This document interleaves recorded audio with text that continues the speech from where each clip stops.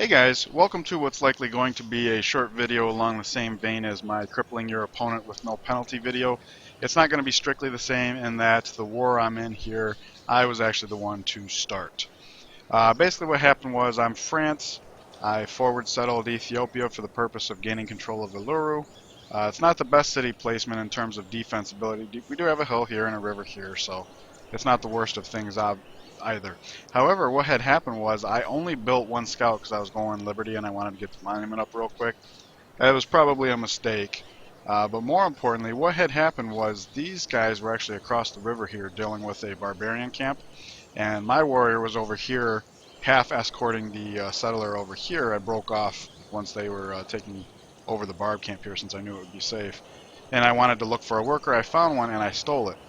Now this archer at the time was inside his capital, which is on a hill, and he has the increased combat range pantheon. So even though my warrior was at full health, they decimated him in a single volley. So my military right now is literally just a scout. And for that reason, I'm going to go ahead and assume that these units are not coming after this worker, but actually coming after my city because my military is so low. So I wanted to go ahead and record that just in case that ends up happening because, like I said, I don't really have a military. All I have is the city itself. So in that way, it's actually going to be a better example of crippling your opponent. Alright, the worker's got nothing to do, and I can't. I was going to send him off to Budapest, but that would be dangerous right now. Now, for starters, what I wanted to talk about is obviously you have to have a melee unit to capture a city. So even though I could shoot this guy down right now, no questions asked, I don't want to because we need for him to have enough firepower to think he can take this city, but not let the city's health get so low that he actually can.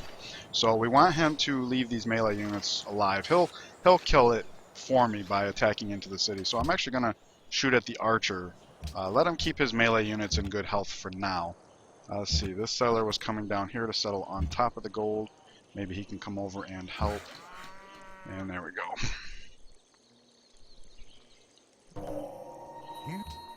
Okay, we actually got a barbarian coming over this way, so I'm actually going to have the scout start heading back if I don't need him to protect the settler, which seems to be the case. Alright, there's the pantheon choice. We're going to go one with nature. I could take desert folklore since this is going to be a unique luxury for me. I will have a city in here. However, this is +4 faith right now, whereas this would be, I don't know, 4 or 5 faith in the long run. Desert folklore is definitely the better one. In fact, yeah, Uluru here is actually a desert tile too. I don't know if that would apply, but and taking desert folklore would actually deprive others from being able to have access to it. So that would be another argument for it. But I'm just going to take one with nature for simplicity's sake. That's not even the point of the video here. I still can't send him out. And I'm guessing he had a instant heal promotion, and that's why he's still alive, which is actually a good thing because that'll actually give them more time to deal with that. So again, I'm just going to hit the archer, keep his forces strong enough that it seems viable that he take it. Ooh, he's got another warrior. Okay. Now, this changes things slightly. I still can't send out my trade route, so I can't bring my worker in. I could transport him to my other city to make room for the worker to come in. But more importantly, I don't think I need to because the city is starting to lose a little bit of health, which is good. We don't want it to lose too much, though. Now, this not only represents yet another unit that he can slam into this, but it's full health. So he just made his chance of taking his city over that much more viable. So even though his warriors attacking the city will damage them back, I'm still going to use my bombard this turn to take that unit out, just to reduce the number of units he has overall. And now there's no way that anybody can steal my worker. I don't have to send my caravan anywhere, so that's all pretty good there. Okay, happiness doesn't go down because I settled on top of a luxury. Come over here to protect that worker, and there we go. Lots of damage going to Orleans, which is actually a good thing. Again, we'll shoot him down, and we'll go ahead and get some XP on the scout. Alright, we're up a citizen here. Gonna continue to work the hill, because now we are in unhappiness. Okay, once again, the city's health is getting low enough that the fact that he has 3 units rather than 2 might be a problem. It's going to take this slamming into the city 2 or 3 times to kill it off. So I will go ahead and use my bombard to finish off another unit. This is a difficult balancing act, but it's relatively clear here. And I do have to hold off sending the trade route out one more turn, even though it looks like it's safe, because I would take at least 2 turns to kill this with the city bombard, and he could actually see a trade route come over here and pillage it. So I'm going to hold off at least one more turn. Alright. Okay. And now the city's health is so low, we could probably kill this guy in one hit. We can. So it's safe to send this off to Budapest. Now see, this is a tough call because he can't take the city from here with both of these units. So maybe it's not such a tough call. I'll go ahead and shoot the archer. And, okay, so he killed himself. But the city's health is so low, this archer will probably continue to fire even if he survives that, which he doesn't. So now, this worker's free to do whatever he wants. I should come up on the hill to develop it, but it's only 1 turn away from a farm, so I'll do that. Anyways, I just wanted to show, that was 3 warriors and an archer that we killed using just the city bombard. So, and again, I only have the 1 scout, so this is just another example of a way you can sort of game your military score in a way to invite attack. And I don't know how big his army is overall, but we definitely just took out a significant portion of it, to say the least. Okay, now Ethiopia is willing to barter for peace.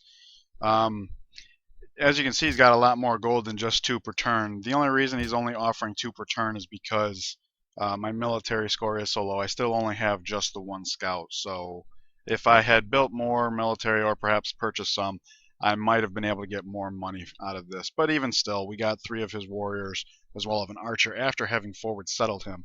So we've already increased our chances for victory that much more. Okay, it's just a few turns later, and this part's not quite as important, but we're kind of in the same situation here. The reason why I say it's not quite as important is these are just barbarians, so it's not like by utilizing this passive defensive strategy I'm actually crippling my opponent. However, it does show you how, again, let's look at where I'm at here. Okay, I went Liberty. I still only have just the 1, as you can see here. I just have the 1 scout. That's the extent of my military right now. Okay. So, and I've got another settler coming out, and I want him to settle here, but at the same time I want my scout to come over here because my there's a camp that popped up here, and my worker's actually radaring a unit there. So it might be a barbarian, so I actually have to get my scout over there just to defend that civilian unit. So these guys, again, if I leave the melee alone, I'm just going to shoot at the archer. Maybe they'll start slamming into my city, and I can use my city to kill them without use of my military. I don't have masonry yet, so I can't start there, but I didn't want to move here because I thought this might be a barbarian. Looks clear, so I'll just put a turn in on this farm here. Alright, now he is going for the city, and again, we want to keep his melee alive, so he'll keep slamming into the city rather than finding something better to do. Let's see here. This, yeah, gotta wait for that archer to come out, so we'll just start working on that tile in the meantime.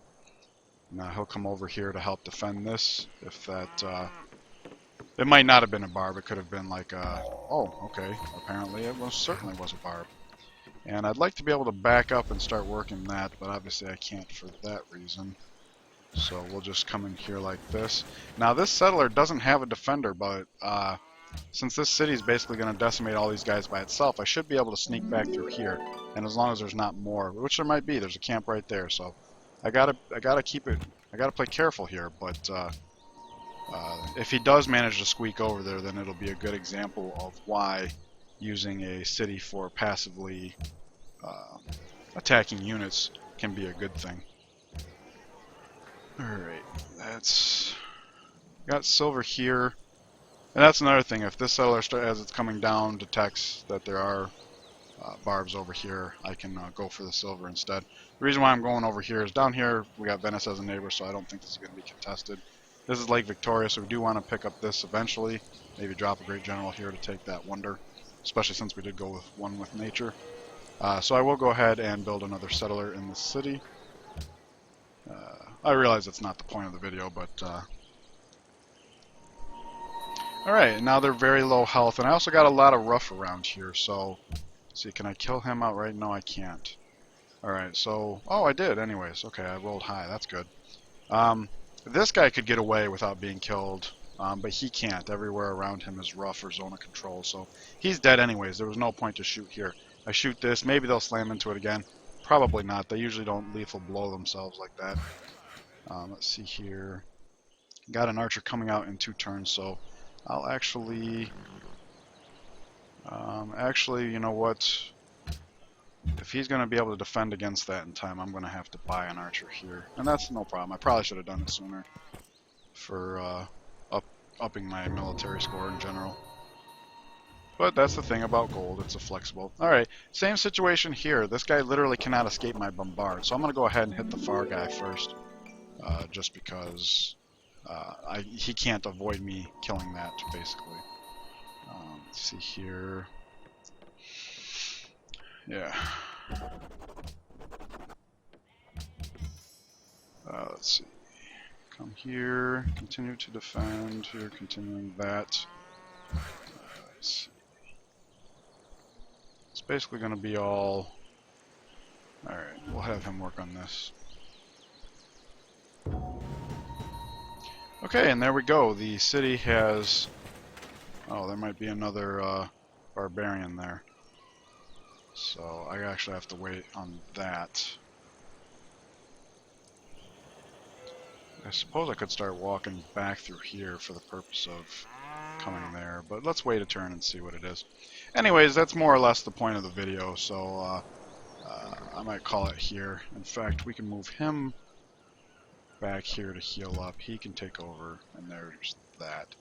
Anyways, I just basically wanted to show you how even just having just a city can do things like cripple your opponent or slaughter waves of barbarians there. So hope that's helpful. It's kind of niche information, but nevertheless, like here, some people might be a little apprehensive of settling that close to another civilization and that far from their own. But it just goes to show you how much that's not. In fact, if I went back in the video, it might have been that I had enough gold to buy an archer when all that was going on.